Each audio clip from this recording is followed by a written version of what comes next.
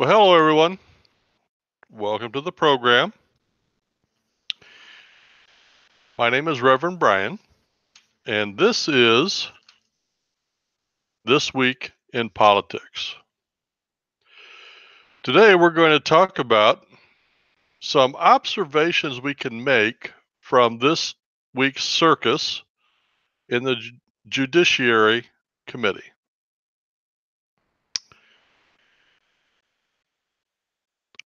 I have to say up front, I have been absolutely disgusted by what has been going on. The amount of corruption, the amount of insensitivity has absolutely turned my stomach. For those of you that are voting or consider yourself to be Democrats, you need to rethink your position. I mean, and I've said this before, they are committing a scorched earth policy, and they will kill, destroy anything that's in their path. And right now, Kavanaugh is in, and his family and his girls are in their path, and they are going to destroy him. They've already destroyed his name and his reputation. And that's why he came out swinging this week. And just when I thought it was over, that turncoat Jeff Flake called for an FBI investigation. Absolutely worthless, absolutely meaningless. And here's what I mean. Kavanaugh has already had 6 FBI investigations. He's had 2 White House investigations. One more investigation is not going to do anything. Here's the problem, though. The FBI is the swamp. Now, I promise you, by the time we have this conversation next week, the FBI will find a way to stall this off. You watch. They will come up with some way to make this happen to where the Republicans will not be able to take the vote in 1 week. Putting the caveat of 1 week on there was an absolutely gutless way to deal with it. It's not going to happen in a week. Just like a week ago, it wasn't going to happen on Thursday. The only way this is going to happen is if the Republicans stop being a bunch of wusses, grow a backbone, and say, we are taking the vote and you can all deal with it. And I don't see that happening. We'll see. But I made a list of some of the observations that I made because I did watch and I did listen to these committee meetings and to the interviews of Kavanaugh and Lake. So here we go. Now, one of the things that nobody seems to know, and the mainstream media is not putting out there, is 2 men came forward between September 24th. The 24th is when they came out. And between then and the 26th, their depositions were taken. And they admitted to being the ones that assaulted Dr. Ford. Now, keep in mind, this is before Dr. Lake and Judge Kavanaugh, or Dr. Ford, I'm sorry, Dr. Ford and Judge Kavanaugh did their interviews. Before that, these 2 men came forward and said, yeah, it wasn't Kavanaugh, it was us. Nothing was said in the committee or in the mainstream media. If you have questions about this, go to time.com. The story's on there. There are other places you can find this story, but not many. And this fact will come back in a little while as we work further on down this list. Another thing, the attorney Now remember, the Republicans hired a female attorney who specialized in sexually abused women to come in and question Dr. Ford because they didn't want the appearance of white guys interviewing a female. She was very easy, and it was a she. The attorney was very easy. He handed her softball questions, did not probe and push. But when Kavanaugh came out, she was an absolute bulldog.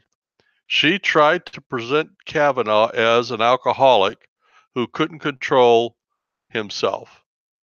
No such line of reasoning was taken with Dr. Ford. Totally unfair.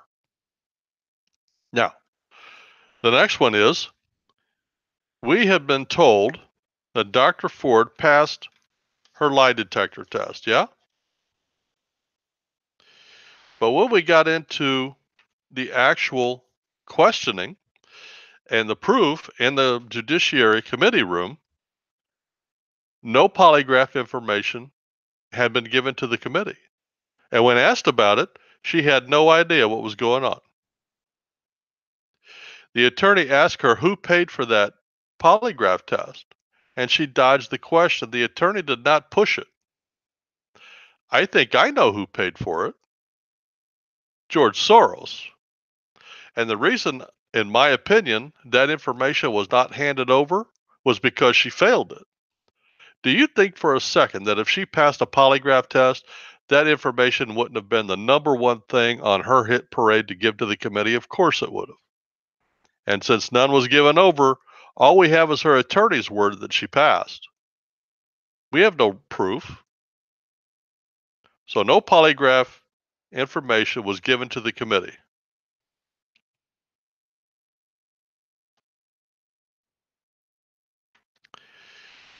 It was alleged that in 2012, when Mitt Romney was running for president, and he had said at the time that if he gets to appoint one, Kavanaugh was on his list. It was in that time that Dr. Ford went to her, according to her, according to Dr. Ford, it was at that time that she went to her therapist and revealed what had happened and named Kavanaugh.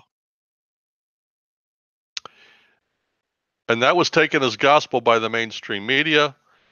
But as the interview came in and the two were being interviewed in the committee, guess what? The psychiatrist was not there. Her notes were not there.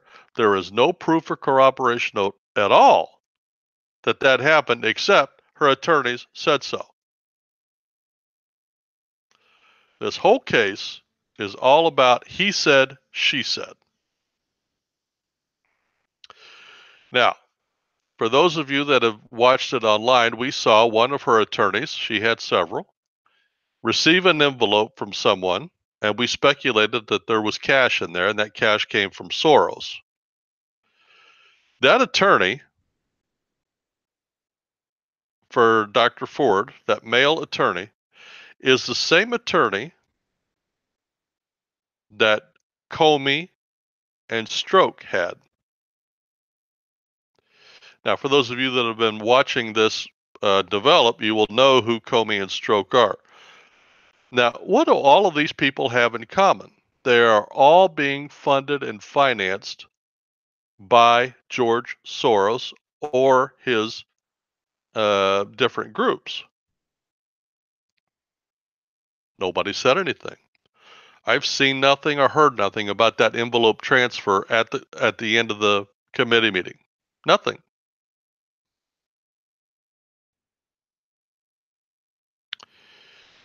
There are some questions that I would like to have had asked that wasn't asked. As an example, Dr. Ford, before she got to the committee, had completely eliminated all of her social media. I don't mean stopped posting or didn't get on. I mean she went through and eliminated everything she had on that website. It's completely empty. For anybody that's been on Facebook or Twitter, that's a lot of effort. That's a lot of time to scrub your social media. I wanted the attorney to ask why you did that. I know what the answer is. The answer is because she's an ultra left-wing activist that is a never Trumper, and that would have given motive for her to do what she's doing. So she had to get rid of it. The attorney never asked that. Nobody in the committee ever asked that. That would have been a very key question to ask. The question I'm asking is, why not? She was never asked about being at an anti-Trump rally, which she was. We know that because friends of hers on social media posted a picture of her at that rally. See, she scrubbed her social media, but her friends didn't.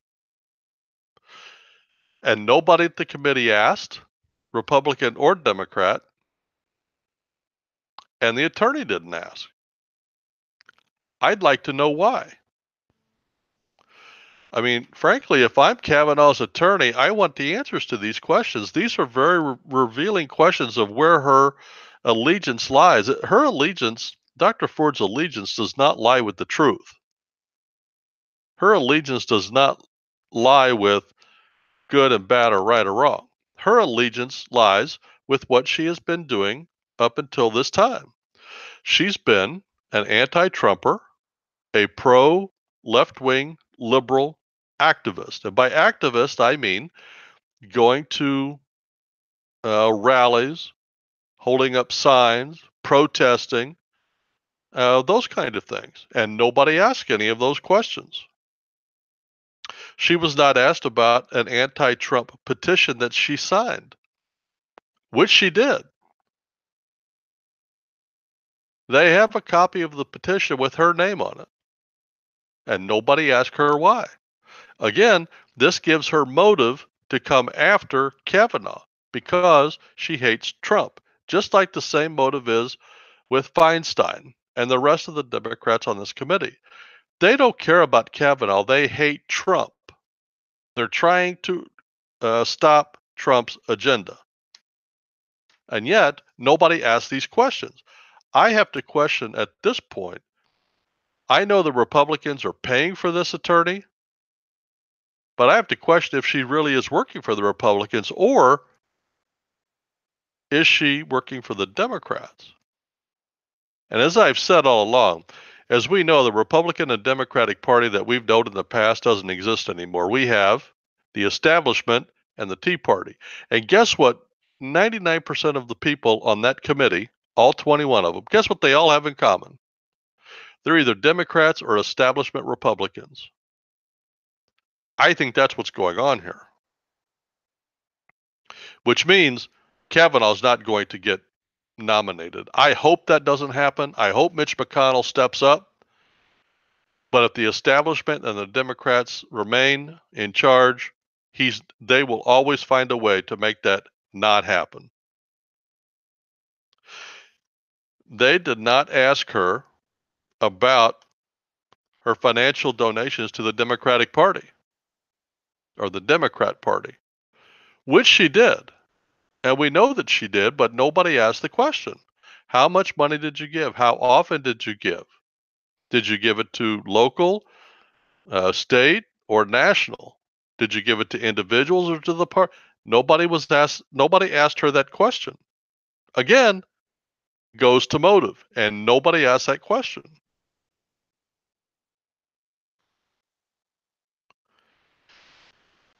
Now, I alluded to this earlier. Who paid for the polygraph test?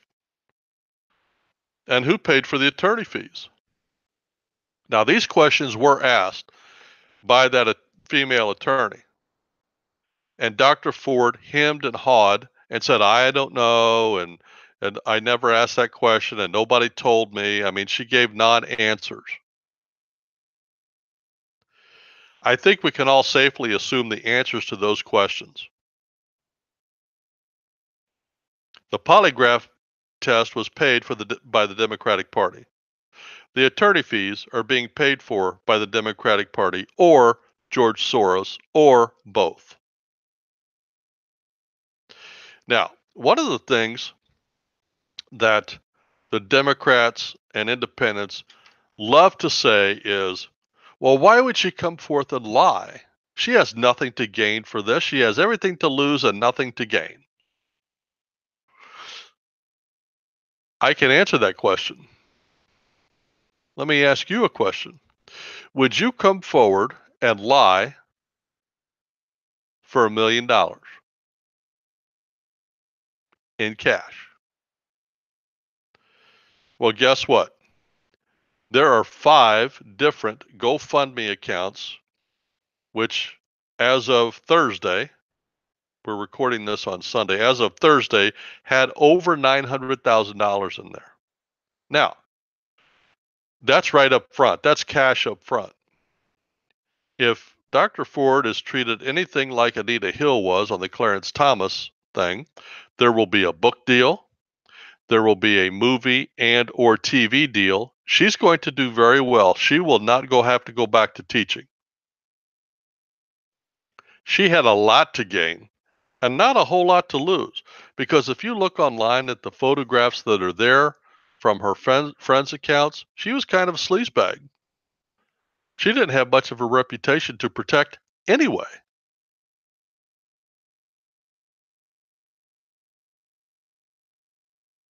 She had a lot to gain and not much to lose. Now, let's take a look at her story. Her story had quite a few holes in it, if you look closely at it. She didn't know where the house was that the alleged incident happened. She didn't know when it happened. She didn't know who was there. And I want to stop right here. And I want to put this in there, especially for you women that are watching. I have been watching it very closely, especially when women are interviewed.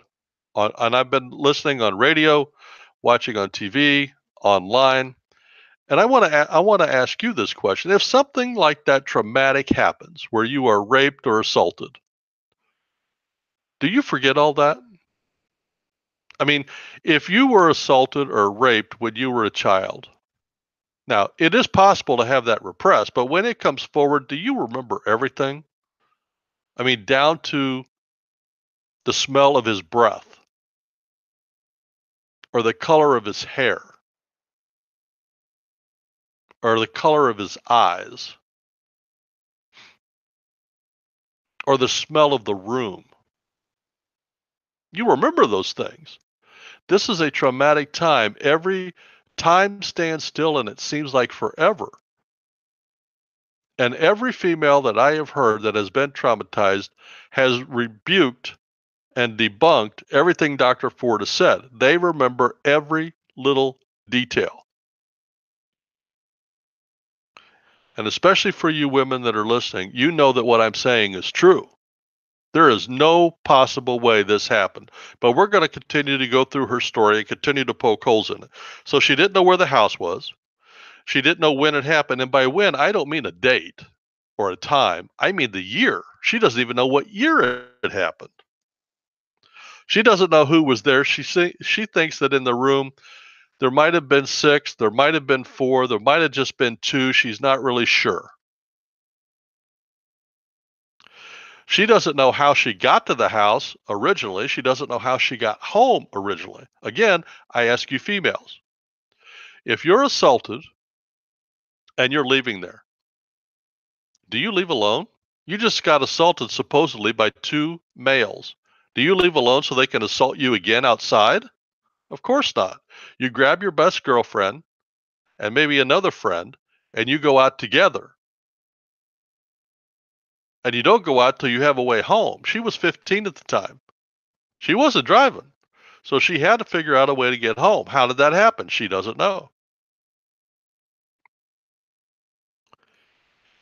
She got assaulted. Did she call the cops? Nope. No police report. Cops weren't called.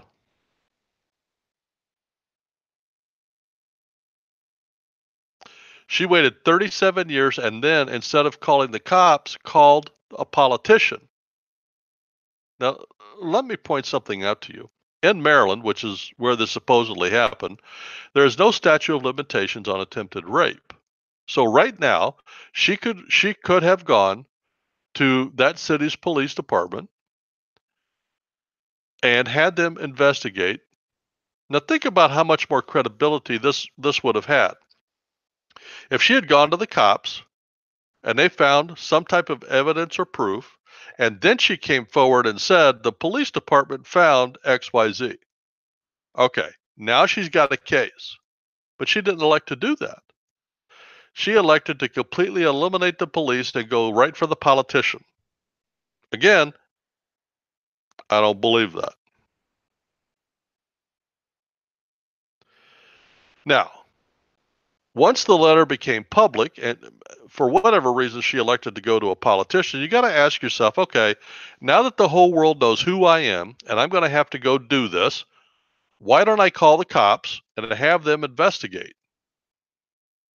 Maybe by the time they get done investigating, I'll have some proof that I could take to the Judiciary Committee. Did she contact the cops? Nope. It's been weeks and weeks since she was made public, and still she hasn't contacted the cops. You got to ask yourself why.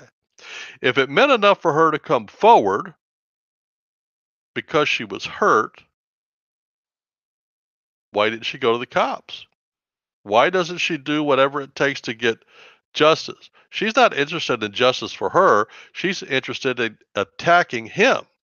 In my opinion, that makes her more vicious than him. He didn't do anything, but she's coming after him with this to ruin his job, his reputation, his family, everything. She's coming after him to ruin him. She's the bad guy here, not him.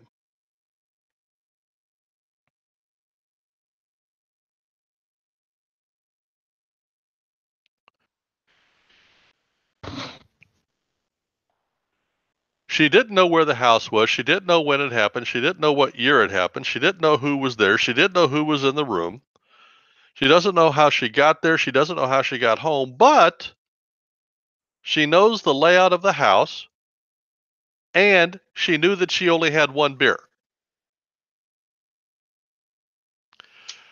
Okay, I was born at night, but I wasn't born last night. That is just a bunch of hooey. That whole line of questioning, that whole story is just all made up baloney.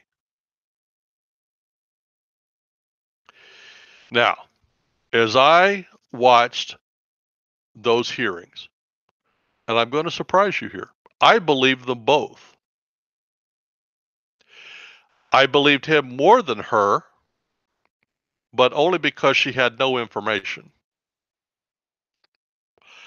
I think that she probably believes that something happened.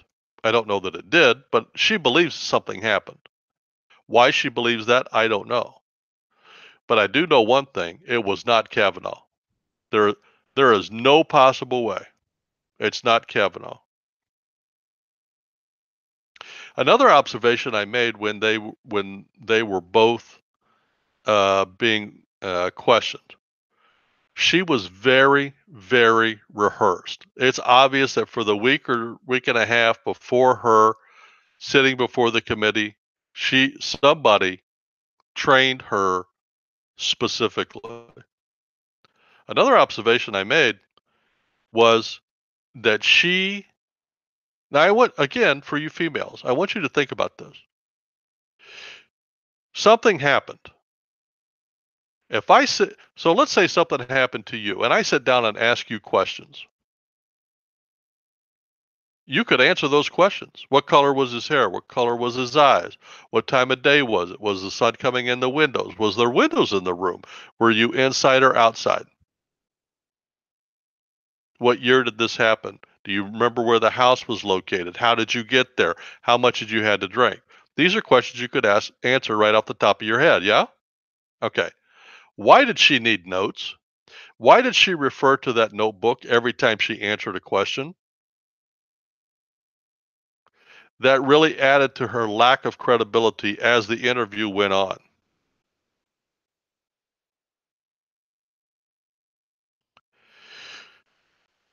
I think another thing that happened, and this has been characteristic of every time Trump does something, he has the ability to expose the Democrats for who they are and what they are.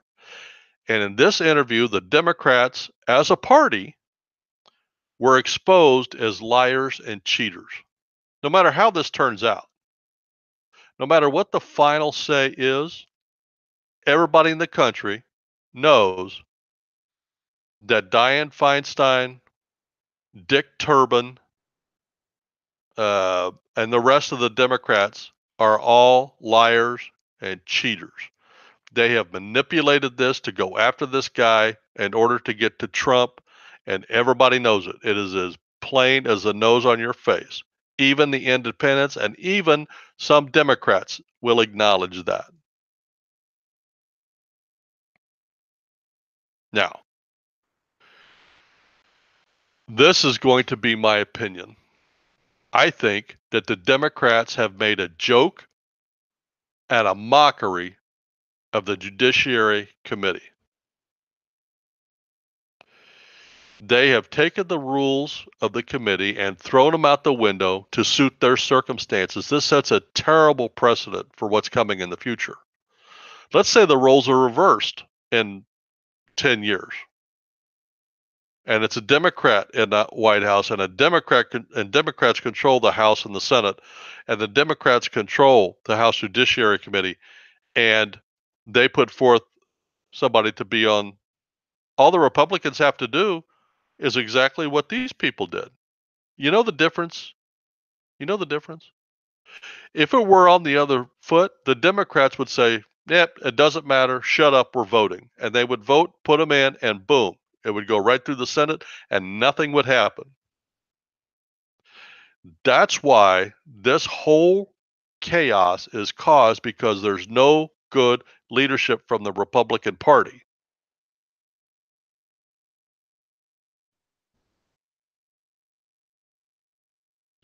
This whole scenario will be for the foreseeable future a deterrent for good people to want to be on the court. And as a related subject, the way that justice has been handled by the Justice Department, the FBI, and the CIA will make it hard for good people to come forward and expose crimes being done on grand scales, like the Clintons and Comey and Lynch and Rosenstein and Mueller, etc., because justice doesn't happen to them. So we have a two-tier system of justice in this country, and now we're going to find out that we have a two-tier system when it comes to justice. When it comes to getting people ratified or nominated, there's going to be two standards, one for the Democrats, one for the Republicans. Now, I, as a Tea Party Republican, I have known since Richard Nixon that there are two standards. And I think most conservatives have known that for a long, long time.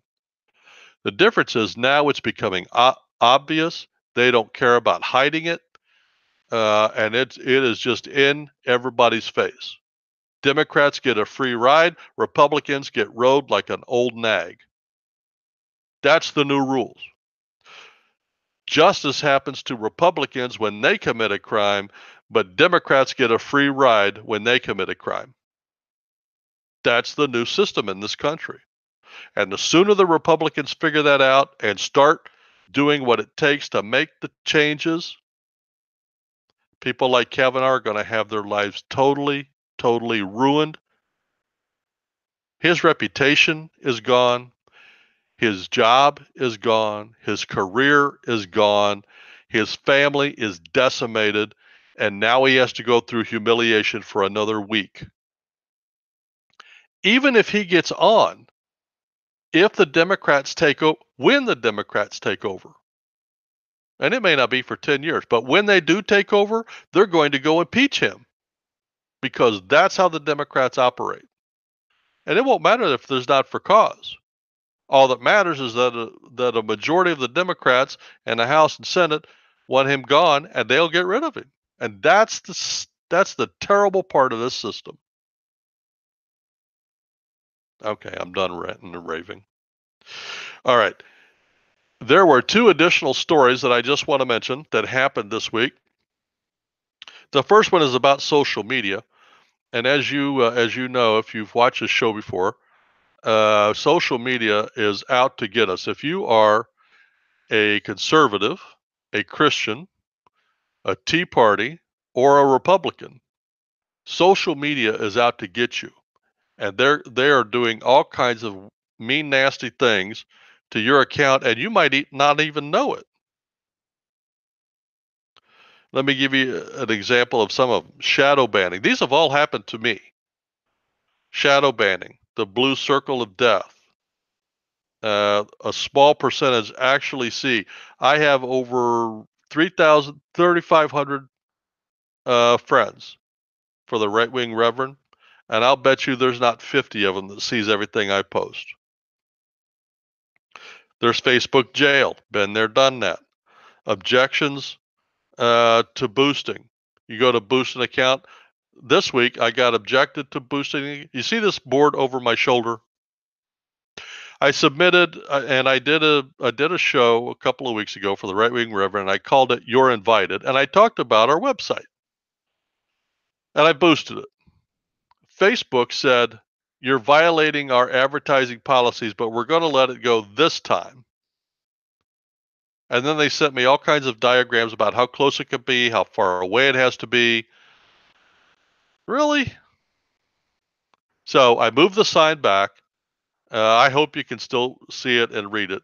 And the purpose of that is because eventually I'm going to be kicked off of Facebook. And I want everybody to go to my web page, which is prayerboxministry.org. And if you look at that sign, everything underneath there is all the things that you can do on our website.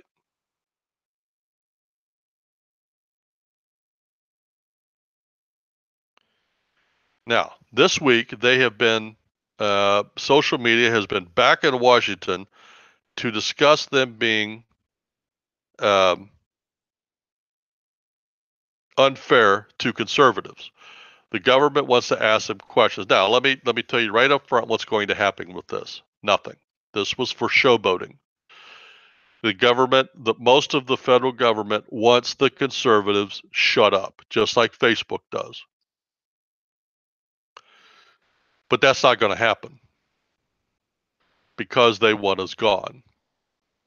So all three of the major social sites are all run by ultra left-wing liberals, and these committees all have left-wing liberals on there. Now, they're going to give it a yelling match back and forth, and the only way this is going to change is if the conservatives grow a backbone and say, and here's what I think.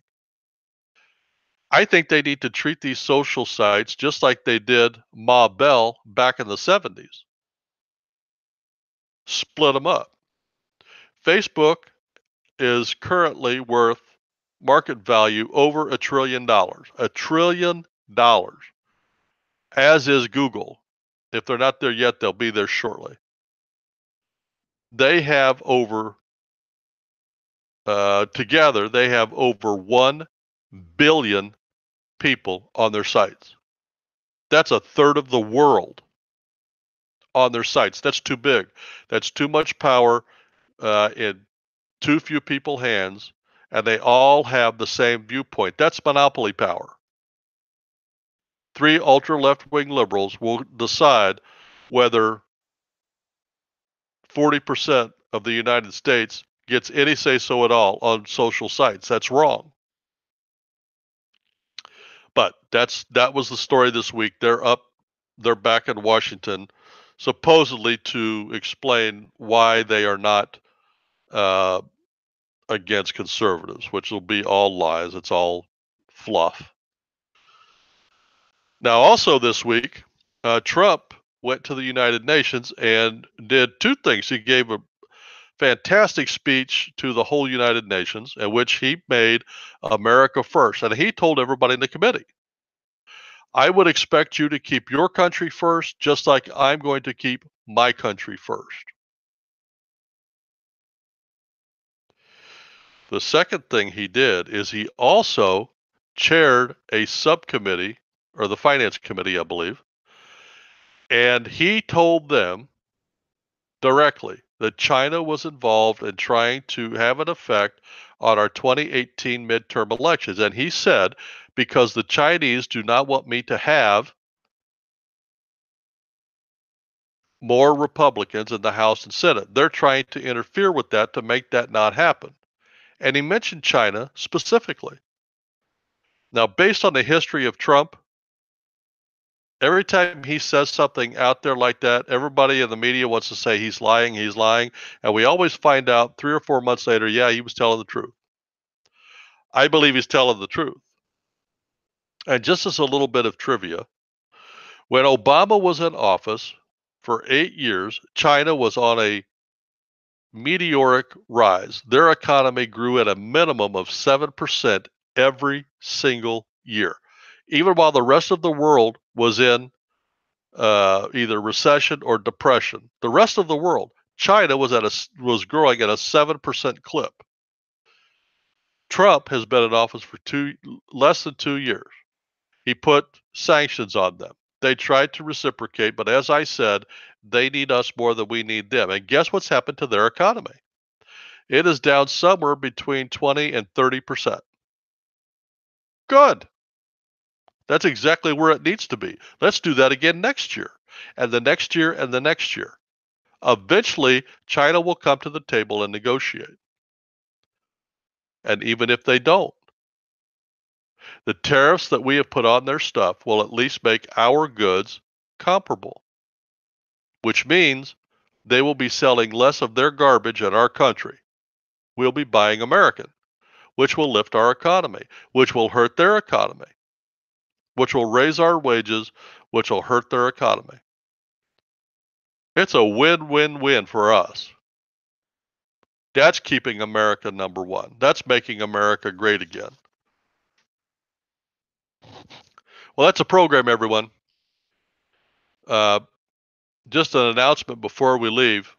Um, if you'd like to know a little bit more about who we are and what we do, you can find us online at www.prayerboxministry.org, as you can see behind my head. And if you can read that below there, that's all the things that you can do over at our website. Go over there and check us out. Kick the tires. Take it for a spin. See if you like it. If you do, I want to ask you to do something for me.